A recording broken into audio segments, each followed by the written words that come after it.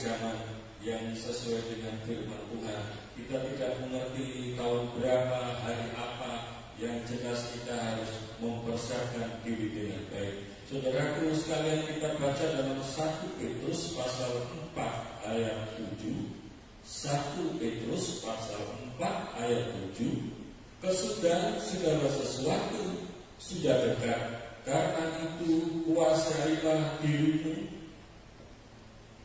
dan jadilah tenang supaya kamu dapat berdoa. Saya ulangi, kesudahan segala sesuatu sudah dekat, karena itu kuasailah dirimu dan jadilah tenang supaya kamu dapat berdoa. Saudaraku sekalian, kalau kita ingin melewati pada zaman akhir ini, ada 3 hal yang kita pelajari dari firman Tuhan ini.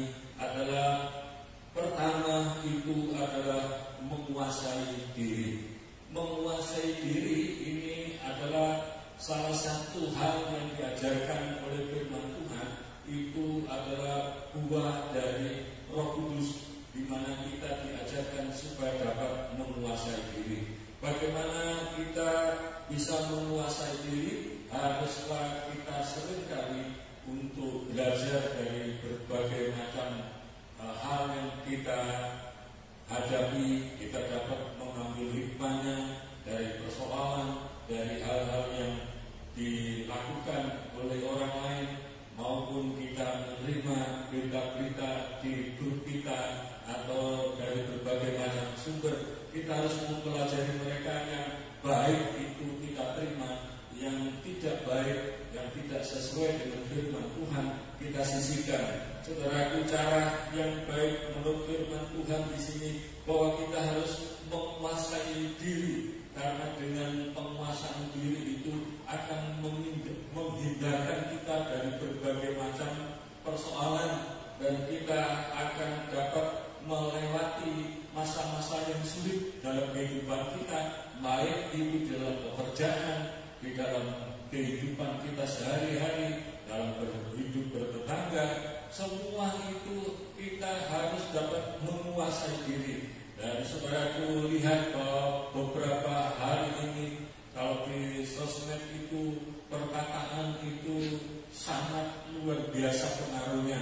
Karena orang yang tidak dapat menguasai perkataannya itu akan terseret dari masalah itu dan mungkin bisa dipenjara oleh karena tidak dapat menguasai perkataan. Saudaraku sekalian, bahwa ini hal yang penting, di mana anak-anak Tuhan diperintahkan oleh firman Tuhan hari ini bahwa kita harus menguasai diri. Kuasailah diri kita.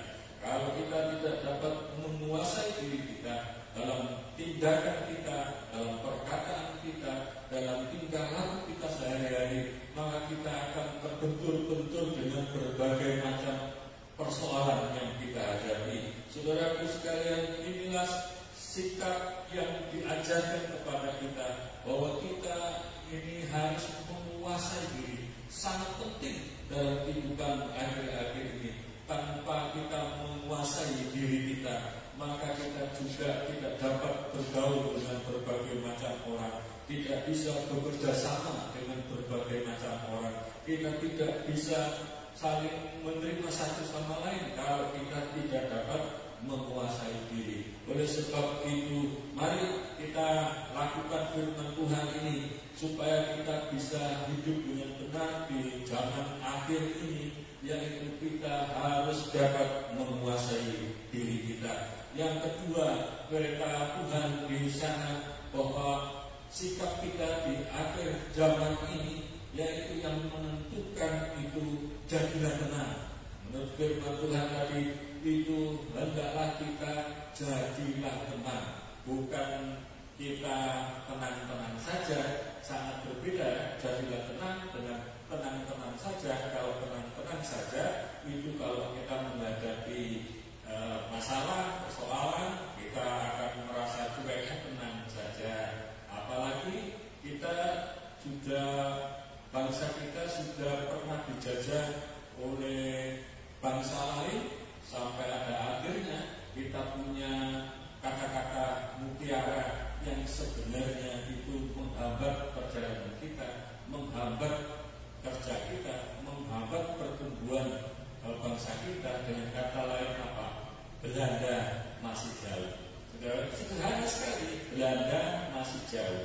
Tapi ini membuat kita itu tidak waspada dengan kata-kata itu. Oh, persoalan masih jauh lah, nanti kita selesaikan lah, nanti kita ini namanya Belanda masih jauh. Tetapi firman Tuhan mengatakan kepada kita, jadilah tenang. Saat kita menghadapi masalah, kita harus tenang.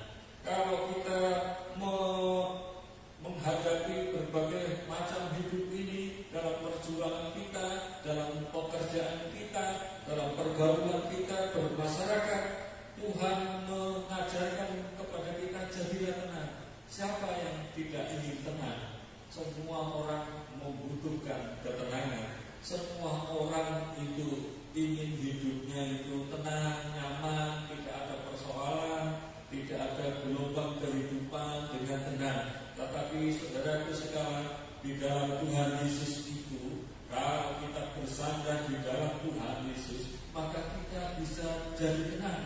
Tapi kalau kita di luar Yesus Kristus, meskipun ada perintah jadilah tenang, kita tidak bisa menjadi tenang. Saudaraku, sudah satu peristiwa murid-murid Tuhan Yesus yang diperintahkan oleh Tuhan untuk menyeberang dalam perjalanan di atas perahu itu, dan mereka tidak menghiraukan Tuhan Yesus, dan akhirnya Tuhan Yesus tidur di buitan kapal. Dan akhirnya murid-murid itu dengan kepandaiannya, karena dia juga ahli nelayan dan tahu situasinya, ternyata dalam perjalanan itu, pas di tengah-tengah danau itu, angin badai mulai datang. Semua ketakutan karena badai ini begitu derasnya sampai air masuk dalam perahu itu, dan mereka berusaha untuk membuang air kembali ke luar, tapi yang lain tetap masuk, sehingga mereka ketakutan. Di dalam ketakutan seperti ini, saudaraku, ingat murid-muridnya, ada gurunya, dan dia bilang, guru, mengapa?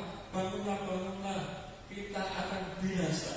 Saudaraku sekalian, kalau kita hidup di luar Yesus, tidak bersama dengan Tuhan Yesus, kita seringkali menghadapi badai kehidupan ini, menghadapi persoalan-persoalan yang akan datang dalam kehidupan kita. Kita tidak bisa sendiri untuk memecahkan masalah itu, kecuali kita ada di dalam Tuhan Yesus. Dan bersama dengan Tuhan Yesus itulah persoalan itu dapat diselesaikan. Oleh sebab itu, ketika Tuhan Yesus bangun dan mengatakan apa? Tenanglah engkau, ya, badai itu diperintahkan untuk tenang, dan akhirnya menjadi tenang. Saudaraku sekalian, angin yang keras seperti itu diperintahkan untuk tenang oleh Tuhan, dan akhirnya semua menjadi tenang, dan murid-muridnya merasa takjub dengan perkataan Tuhan Yesus itu, dan mereka merasa berdosa dan merasa tidak layak di hadapan Tuhan. Karena memang kenyataannya seperti itu. Kita seringkali ingin hidup nyaman, hidup tenang tanpa persoalan, tapi seringkali justru persoalan lebih banyak datang kepada kita. Satu-satunya adalah mengambil sikap, undang Yesus dalam hidup kita, biar kita selalu bersama dengan Tuhan. Kalau kita ada di dalam Yesus, maka Tuhan itu akan menolong dan menyertai kita. Haleluya, puji Tuhan. Yang terakhir itu, mengapa kita harus menguasai diri? Mengapa kita harus menjadi tenang? Oleh karena ada satu hal yang lebih besar dari itu, yaitu supaya kita ini suka dengan berdoa. Saudaraku sekalian, ini doa ini sudah seringkali diucapkan, seringkali kita belajar tentang doa, dan kita sudah belajar berbagai macam teori tentang doa. Tetapi Tuhan mengajarkan kepada kita, berdoalah, saudaraku. Dan berdoa ini merupakan hal yang penting, karena dengan doa itu kita ada hubungan yang dekat dengan Tuhan. Dengan doa itu kita membangun karakter kita yang baik bersama dengan Tuhan. Dengan doa itu kita berusaha supaya segala sesuatu itu berjalan sesuai dengan kehendak Tuhan, bukan sesuai dengan berjalan dengan kehendak kita. Dan doa inilah yang mendorong anak-anak Tuhan supaya kita boleh melewati masa-masa yang sulit di akhir zaman ini. Saudara, dengan doa itu menunjukkan kekuatan yang luar biasa yang terjadi dalam kehidupan kita bersama dengan Tuhan. Dan firman Tuhan jelas seringkali mengajarkan kepada kita bagaimana dengan Paulus dan Silas ketika di penjara. Dia memuji Tuhan, dia berdoa, dia menyanyi di tengah-tengah kegelapan itu. Saudaraku sekalian, ketika dia berdoa itu mujizat terjadi dan ada gempa bumi yang mendadak terjadi dan semua ketakutan.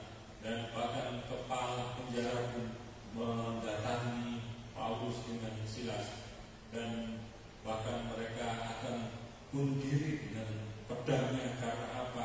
Dia harus bertanggung jawab terhadap napi dalam penjara itu. Ternyata semua napi tidak melarikan diri, dan Paulus tangannya yang sedang dibelenggu dengan kakinya itu terlepas.